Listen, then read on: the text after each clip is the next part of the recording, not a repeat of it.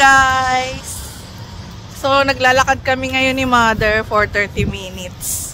Exercise.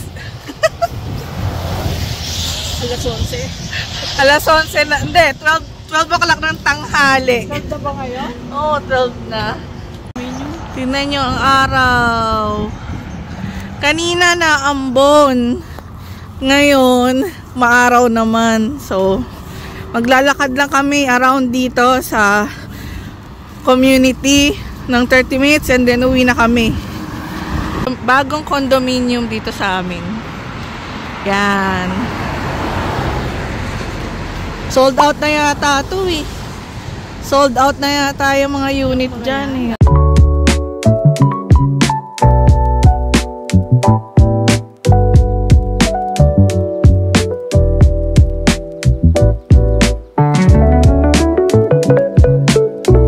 Tandaan, Mother.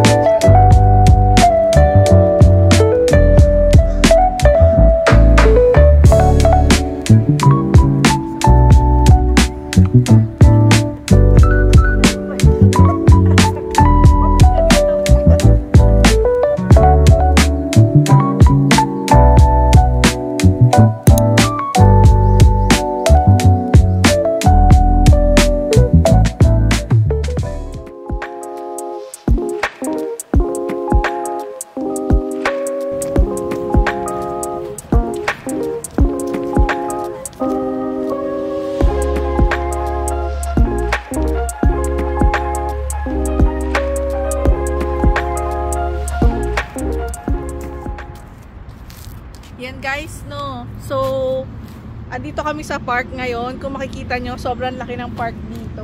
So, kakahuyan yung nasa likod. And then, may school doon. And then, may mga apartment dito sa harap. So, ayos, diba? Pag kailangan nyo lang pumunta sa park, malapit lang sa neighborhood nyo, pupunta lang kayo dito.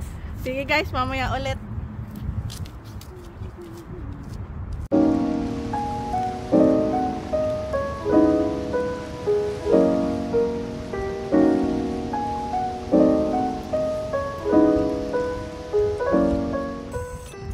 Yan, so nagsisibula na yung mga buds, ano, kasi nga spring na. So, siguro pagdating ng April, makikita na natin yung mga bulaklak. At saka yung pinakahihintay natin na flower, pinakahihintay namin dito na tree is yung cherry blossom tree. Yan, so, sana guys, masama namin kayo dun sa Gary Point Park. So, maganda dun, maraming cherry blossom tree dun. Yung sulit. Kayo ng puno na to. Ooh. Ganda. Ganda niya.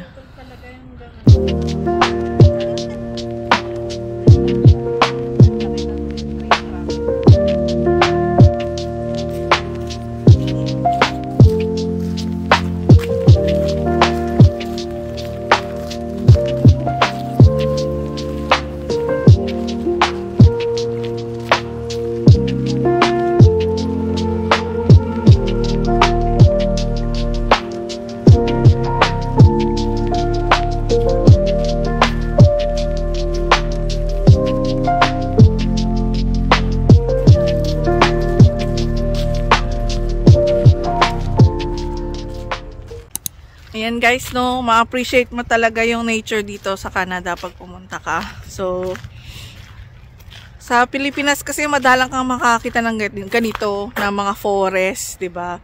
So usually doon na 'yun sa mga, saan ba may mga forest? Sa Laguna meron, ano, mama?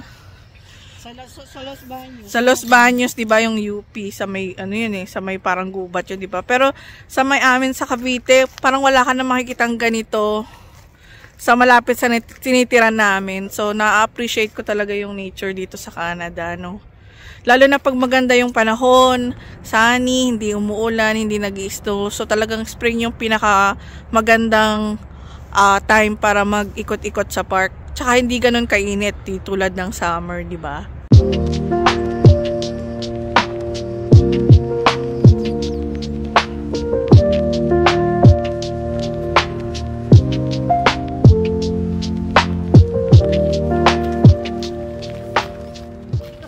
Sobrang sikat ng araw, guys. Pero malamig yung hangin, kaya okay lang. Mainit yung araw, malamig yung hangin. Kaya mga naka-coat pa rin kami kung mapapansin nyo. No? Yan. So, ito yung, para sa akin, ito yung perfect na weather. Uwi na kami. Tapos na ang 30 minutes naming lakad at gala. Sa kakahuyan. Kukunin naman namin yung mga nilabhan namin. Tingnan nyo yung guys, yung langit oh. Blue. Kita nyo? Blue. Lakad tayo. Lakad. Para makatulong sa sakit ng likod ko. Kaya naglalakad kami. Diba sabi? Oo, yung sabi ang tissue. Sige guys, mamaya na ulang ulit. Kain kami ng lunch. Hello! Hello pala kay Berna. Lagi nanonood ng vlog ni Sheila. Shout out kay Ate Berna sa Philippines. Hello Sami, po. kay Vilma. Thank you po sa panonood ng vlog.